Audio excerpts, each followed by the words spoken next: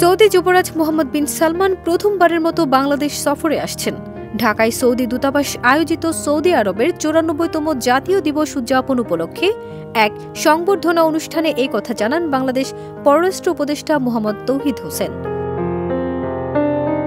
এ সময় তিনি বলেন, আমরা অধীর আগ্রহে যুবরাজের আসন্ন সফরের অপেক্ষায় রয়েছি। তার সফরের মাধ্যমে আমাদের দ্বিপক্ষীয় সম্পর্ক আরও জোরদার হবে।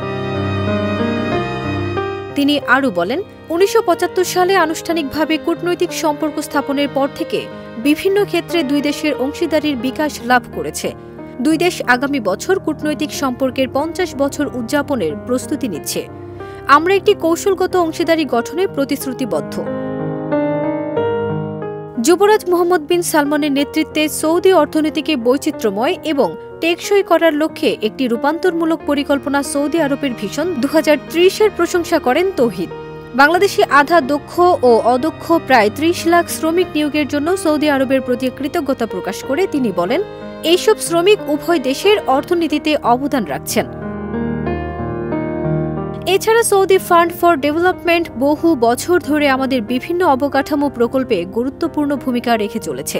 বাংলাদেশে সৌদি আরবের রাষ্ট্রদূত ইসা ইউসুফ ইসা আল দুহাইলান অনুষ্ঠানে স্বাগত বক্তব্য রাখেন।